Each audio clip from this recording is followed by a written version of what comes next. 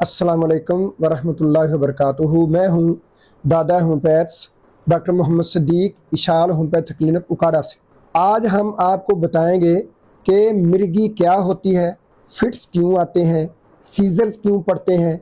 ये सीजर्स जो पड़ते हैं ये इनका ताल्लुक जो है वो नर्वस सिस्टम से है।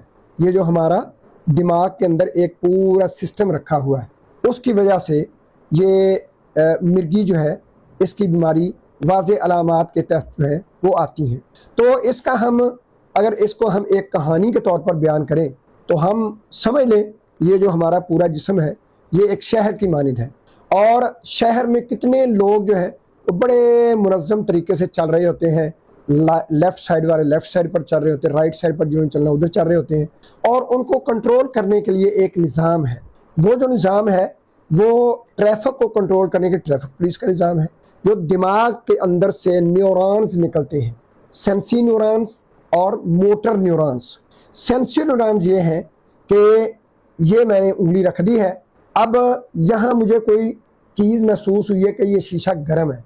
अब ये जो गर्मी मुझे महसूस हुई है ये इसका एहसास जो है सेंसी न्यूरॉन की वजह से दिमाग पर पहुंचा है और दिमाग के मोटर न्यूरॉन्स ने, जो ट्रैफिक पुलिस का दूसरा एक पार्ट है, उसने फौरन मुझे हुक्म दिया कि उंगली उठा लो नहीं तो ये जल जाएगी।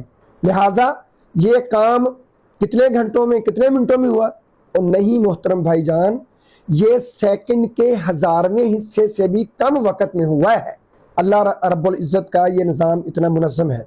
तो चलो फिर मज़ीद इसको आसान करते हैं कि इसमें दो पुलिस वाले खड़े हैं। अब जनाब शहर के पूरे निज़ाम को या मोटरवे के या जीटी रोड के निज़ाम को मुनज़्ज़म करने चले हैं। अब उसमें हम मेडिकल टर्म में एक ऐसा पुलिस वाला है जो कि तमाम निज़ाम को मुनज़्ज़म करने के लिए कहता है कि तेज़ रफ्तारी अच्छी बात नहीं है, उसको हम गाबा कह लेते हैं। लिहाजा जो गाबा पुलिस वाला है वो निज़ाम को सुस्त करने के लिए भी थोड़ा सा आहिस्ता चलो, तेज़ रफ्तारी अच्छी बात नहीं है। इसी तरह से ग्लूटामेट जो है वो कहता है भी तेज़ चलो, सफ़र जो है वो तेज़ी से ख़त्म हो। अब ये एक पूरे मुनज़्ज़म तरीके से चल रहे हैं। जो तेज़ चलने वाले वो अपनी साइड पर चल रहे हैं, जो आहिस्ता चलने वाले वो अपनी साइड पर चल रहे हैं। तो इनको न्यूरोट्रांसमीटर जो है वो दिमाग के अंदर एक हिस्सा मौजूद है जो इनको कंट्रोल कर रहा है। अब हुआ क्या, अब जनाब को ऐसी नागहानी जो है वो हादसाती कैफियत पैदा हो गई कि गाबा जो है वो सुस्त पड़ गया और जो ग्लूटामेट है उसने कहा भाई काम जो है वो और तेज़ करो। अब सुस्ती भी ज़्यादा हो गई, तेज़ी और ज़्यादा बढ़ गई, वो आपस में टक्कर हो गई। अब हुआ क्या, किसी जगह पर जैसे कि इशारे पर कोई चीज़ रुकती है लेकिन एक चीज़ इशारा देखते हुए भी गुजरने की कोशिश करते हैं तो ज़ाहिर एक्सीडेंट तो होगा, हादसा तो होगा। जब ऐसी हादसाती कैफियत हमारे जिस्म के अंदर, नर्वस सिस्टम के अंदर पैदा होती है तो उस वक़्त फिर मिर्गी के दौरे पड़ने शुरू होते हैं।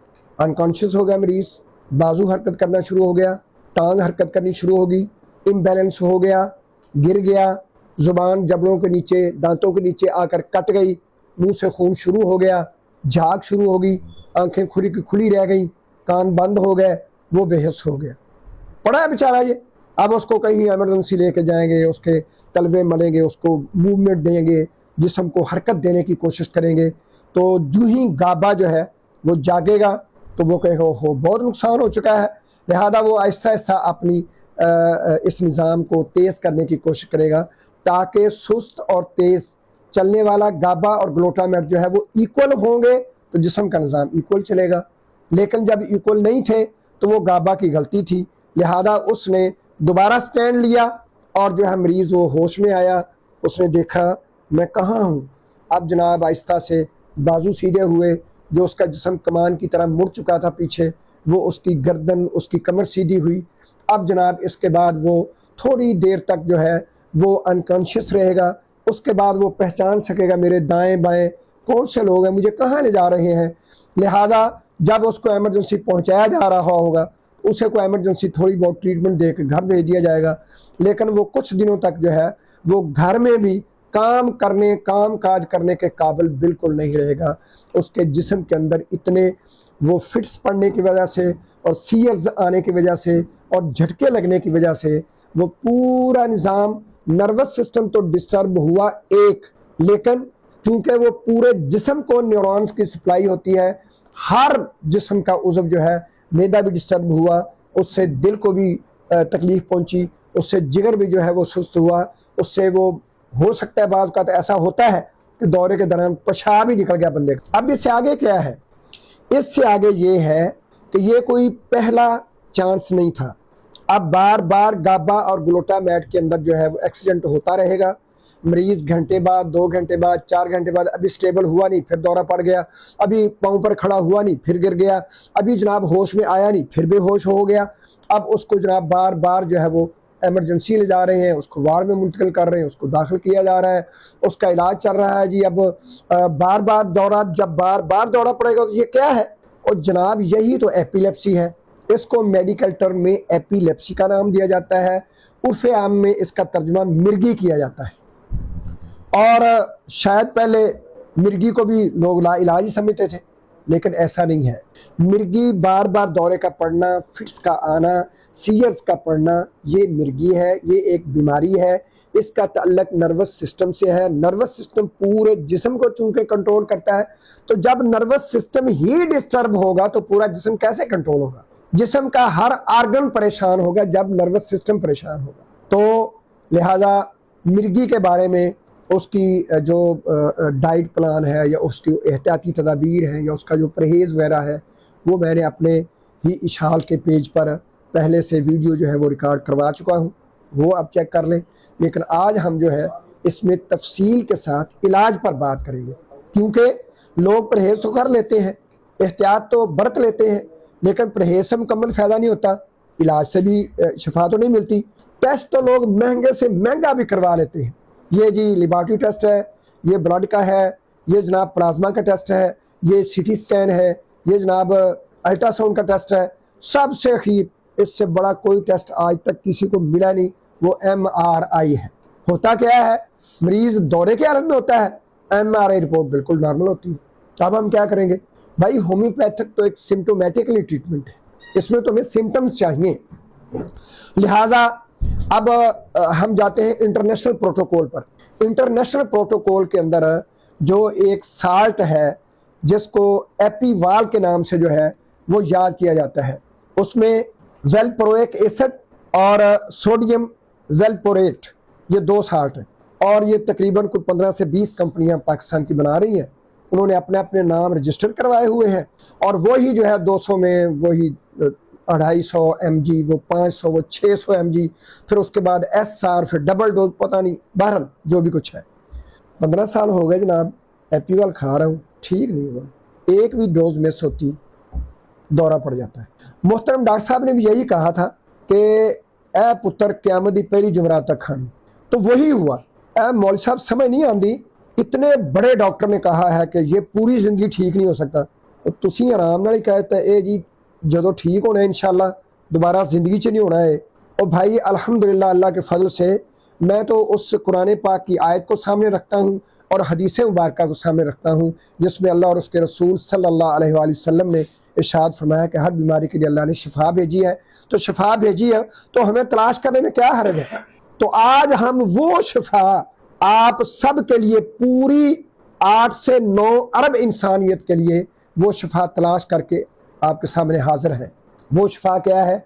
वो शिफा जो आज तक ये 38-40 साल मेरे एक्सपीरियंस के अंदर जितने भी मिर्गी के मरीज़ आए हैं, बहुत कम हैं कि जिनको 3 से 6 माह तक ट्रीटमेंट देना पड़ा हो, वरना 1 महीने में, 2 महीने में 1 दवाई लिख दी, 2 लिख दी, क्योंकि कार्डियक कुछ सिम्टम है ना, उसमें आर्टिमेशिया वल्गैरिस है, उसमें सीड्रान है, उसमें इंडिगो है, उसमें मैकफास है, उसमें सेक्यूटावोसा है, उसमें ओनेंटी क्रोकाटा है। ये चंद एक मशहूर मेडिसिन है, लेकिन फिर भी जब मरीज़ मेरे सामने होगा वो अपनी हिस्ट्री बताएगा, मैं उसको टेक करूँगा, मैं उसकी फेस रीडिंग पढ़ूँगा। वो हो सकता है कि इन 6-7 मेडिसिन में उसकी कोई मेडिसिन ना बनती हो, एक ही अलामत पर मेडिसिन चेंज हो जाती है। जी, इससे पहले कि मैं अपना तरीका इलाज, होम्योपैथिक तरीका इलाज के मुताबिक आपको होम्योपैथिक रेमेडीज़ के बारे में बताऊँ, इससे पहले मैं एपीवाल के बारे में बताना इंतहाई ज़रूरी समझता हूँ। और वो बात जो मेरी नहीं है, वो बात US national library of medicine, جس پر بہت سارے سائنسدانوں نے ایپیوال پر ریسرچ کر کے اس کے لیے تھیسز لکھے ہیں اور امریکن اس نیشنل لائبریری آف میڈیسن کے اندر جمع کروائے اور وہ پروف کے طور پر پڑے ہوئے۔ جب ایپیوال زدہ، اس کا نام کوئی بھی ہے، ٹیگریٹال ہے، جو بھی اس کا نام ہے، کیونکہ ہر کمپنی نے اپنا علیحدہ نام رجسٹر کروایا ہوا ہے۔ جب مریض ایسا ہمارے پاس آتا ہے تو میں اس کی پوری جب ہسٹری لیتا ہوں تو اس میں بہت ساری چیزیں ایسی پائی جاتی ہیں جو ایپیوال کے آفٹر ایفیکٹ ہیں، بیڈ ایفیکٹ ہیں اور سائیڈ ایفیکٹ ہیں، کیونکہ یہ دی ہی دماغ کے لیے، نروس سسٹم کے لیے دی جاتی ہے۔ سب سے پہلے یہ نروس سسٹم کو مکمل اپروچ کر کے اس کو ڈسمس کر دیتی ہے، ڈل کر دیتی ہے، اس کے ایکشن کو کم کر دیتی ہے، سست کر دیتی ہے۔ تو جب ایک بندے کا دماغ ہی سست ہو جائے گا تو باقی اعضاء جو ہیں وہ سست کام کریں گے۔ اس میں آپ دیکھ لیں کہ جب یہ بہت لمبا عرصہ استعمال کی جاتی ہے، جگر کو یہ تباہ و برباد کر دیتی ہے، لبے کی سوزش کر دیتی ہے، شوگر لیول کو یہ نارملائز نہیں ہونے دیتی۔ اسی طرح بار بار اس کی ڈوز استعمال کرنے سے بندہ جو ہے وہ ہر وقت جیسے وہ نشے میں رہتا ہے، غنودگی اس پر طاری ہوتی ہے۔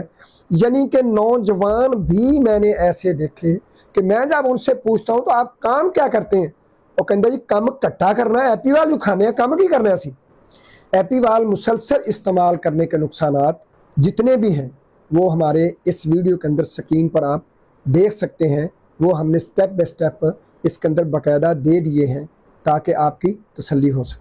مزید بھی اس کو ایپیوال کو مسلسل استعمال کرنے سے نروس سسٹم جو ہے وہ اس قابل نہیں رہتا کہ مریض جو ہے وہ اپنے خیالات بدل لیتا ہے، اس کے ذہن میں خودکشی کا خیال آتا ہے، اسی طرح اس کے جسم پر شدید الرجی کی کیفیت پیدا ہو جاتی ہے، اور ساتھ ہی ساتھ اس کا دل متلاتا ہے، بھوک جا تو لگتی نہیں، کھا لیتا ہے تو وہ الٹی کرنے کی کوشش کرے گا، اور اس کے ساتھ جب یہ کھانا جو ہے کھایا ہوا ایبزارب نہیں ہوگا تو اس کے بال گرنا شروع ہو جائیں گے، اور بال گریں گے تو ظاہر اس کی جلد بھی جو ہے وہ ڈسٹرب ہوگی، اور یہ اس کے آفٹر ایفیکٹس ہیں ایپیوال کے۔ جی اس کے بعد کچھ مریض ایسے بھی جو ہے وہ معاشرے میں بیچارے پھر رہے ہیں جو تسلسل کے ساتھ ایپیوال استعمال کر رہے ہیں کہ ان کے لبا کی جب سوزش ہوتی ہے تو وہ انتہائی شدت اختیار کر دیتی ہے اور پھر وہ جان لیوا بھی ثابت ہو سکتی ہے، کیونکہ یہی ایک غدہ ہے جو ڈبل فنکشن ہے، ایکسوکرائن بھی اور اینڈوکرائن بھی، جس نے خون کے اندر بھی اپنی انسولین پہنچانی ہوتی ہے اور معدے کے اندر جو غذا جاتی ہے اس کو بھی ایبزاربیشن کے عمل سے گزارنا ہوتا ہے۔ لہذا جب وہی ڈسٹرب ہوگا تو مریض کے تمام اعضاء ڈسٹرب ہوں گے جو اس کی جان کے لیے خطرہ ہے۔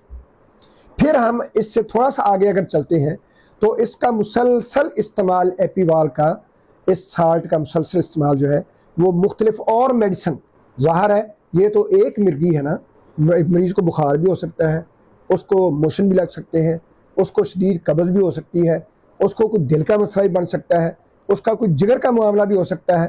لہذا وہ کسی نہ کسی ڈاکٹر کے پاس جا کر اپوائنٹمنٹ لے گا نا، تو وہ جو ان کو اسٹیرائڈ دے گا، اینٹی بایوٹک دے گا، وہ اس کے ساتھ پین کلر دے گا، یا اس کو کوئی سیڈیٹیو یا پرگیٹیو یا لیگزیٹیو کوئی ایسی میڈیسن تو دے گا، تو ان تمام میڈیسن کے ساتھ ایپیوال کا سالٹ جب میچ کرے گا تو وہ بلڈ کو پوائزن کر دے گا، پورے خون کو زہریلا بنا دے گا، WBCs ڈسٹرب ہوں گے، RBCs ڈسٹرب ہوں گے، ہیموگلوبن ڈسٹرب ہوگا، HB رپورٹ ڈسٹرب ہوگی، اور سب سے بڑھ کر کے ESR جو ہے وہ ہائی لیول پر پہنچ جائے گا۔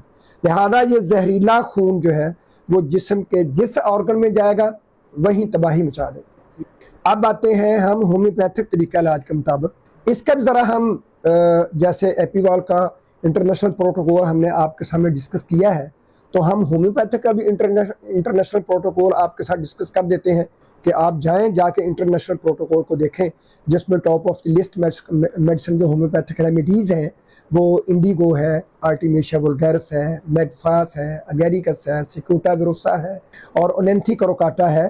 اس کے علاوہ یہ تو ایک top of the list homeopathic remedies ہے نا، اس کے علاوہ بھی کافی ساری ہومیوپیتھک ریمیڈیز کا پورا ایک ذخیرہ ہے، پورا ایک انسائکلوپیڈیا ہے۔ اس انسائکلوپیڈیا کے مطابق سینکڑوں میں ہومیوپیتھک ریمیڈیز ہیں. تو لہذا الحمدللہ انٹرنیشنل کرائٹیریا کے مطابق ان تمام مرغی کی ہومیوپیتھک ریمیڈیز کا نہ کوئی سائیڈ افیکٹ ہے، نہ کوئی آفٹر افیکٹ ہے، نہ کوئی بیڈ افیکٹ ہے. اس کا فائدہ ہی فائدہ ہے، اور فائدہ یہاں تک ہے کہ ایک مریض کا صرف علاج کرنا ہوگا، انشاءاللہ قیامت تک اس کی آنے والی نسلیں مرغی کی بیماری میں مبتلا نہیں ہوں گی. اور اس وقت جو ہمارے ہاں چل رہا ہے الحمدللہ، جس پر میں نے اپنی زندگی میں کام کیا ہے، ہر مریض کو میں یہ کہتا ہوں کہ بھائی اگر آپ علاج کروانا چاہتے ہیں تو اس میں صرف 3 ماہ ہمیں دے دیں. 3 ماہ میں آپ کوئی بھی ٹونا ٹوٹکا، کوئی کیمیکل، کوئی سالٹ، کوئی میڈیسن استعمال کر رہے ہیں جو کہ ایک ڈوز بھی مس کرنے سے آپ کو دورہ پڑ جاتا ہے، تو انشاءاللہ ہم پورے وصول سے کہتے ہیں، اور کتنے ہی لوگوں کے ریفرنسز ہمارے پاس موجود ہیں کہ جنہوں نے 1 ماہ میڈیسن استعمال کی، آدھی میڈیسن چھوڑ دی، دوسرے ماہ پھر آدھی چھوڑ دی، تیسرے ماہ. یہ لاسٹ لمٹ ہے 3 ماہ جو ہماری میڈیسن الحمدللہ ہومیوپیتھک ادویات استعمال کرتے ہیں تو وہ ان کو پہلی دوائی کی ضرورت نہیں پڑتی. اس کے بعد ہمارا پروٹوکول ہے پورے 1 سال کا. 1 سال تک جب اگلے جو 9-10 ماہ ہے وہ ہماری میڈیسن استعمال ہوتی رہے گی. انشاءاللہ ایک دفعہ ہی علاج ہوگا، دوبارہ زندگی میں دورہ نہیں پڑے گا. اگر جنیٹیکلی مسئلہ ہے، خاندانی ہے، تو انشاءاللہ ہمارے پاس پوری دنیا میں واحد ایک ہومیوپیتھک طریقہ علاج ہے جس میں جنیٹیکل بیماریوں کا مکمل علاج کیا جاتا ہے. ماں کے پیٹ سے بیماری ہے، خاندانی بیماری ننیال والوں سے، ددیال والوں سے، یا کوئی بہت کرونک ڈیزیز ہیں، اس کے لیے ہم میازمیٹک ریمیڈی دیتے ہیں. کرونک ڈیزیز کی کرونک سمٹمز کے لیے ہمارے پاس علیحدہ سے پروٹوکول ہوتا ہے. تو ہم اس پروٹوکول کو جب فالو کرتے ہیں تو الحمدللہ مریض جو ہے وہ مکمل شفا یابی کی طرف گامزن ہو جاتا ہے، دوبارہ زندگی میں اس کو ضرورت نہیں پڑتی. ایک آخری بات میں بتانا انتہائی ضروری سمجھتا ہوں، جن خاندانوں میں یہ مرغی چل رہی ہے اور ان کے مطابق کہ جب 45 سال کا ہوتا ہے، جب 15-20 سال کا ہوتا ہے تب مرغی کے دورے پڑنے شروع ہوتے ہیں، تو میں ہمبل ریکویسٹ ان سے کرتا ہوں، ان کے خاندانوں سے، کہ ان کے بچے جو پیدا ہو چکے ہیں وہ ہمارے پاس ہیں. ہم ان کو صرف ہفتے میں، مہینے میں ایک دوائی دیں گے کہ یہ آپ مہینے بعد کھا لیا کرو، یہ ہفتے بعد ایک ڈوز لے لیا کرو. انشاءاللہ آپ بھی محفوظ اور آپ کی نسلیں بھی محفوظ. اور جو عورت ایسی ہے جس کو خطرہ ہے کہ میں یہ بچہ پیدا کروں گی تو یہ تو ہوگا مرغی والا ہی، تو وہ ڈیورنگ پریگننسی ہماری میڈیسن کو استعمال کر لیں، تو وہ ایک دفعہ زندگی میں اس کو ڈیورنگ پریگننسی میڈیسن استعمال کرنی پڑے گی، دوبارہ وہ 1 درجن بچے بھی پیدا کرے گی، انشاءاللہ ان کو مرغی کا دورہ نہیں پڑے گا. السلام علیکم ورحمۃ اللہ وبرکاتہ.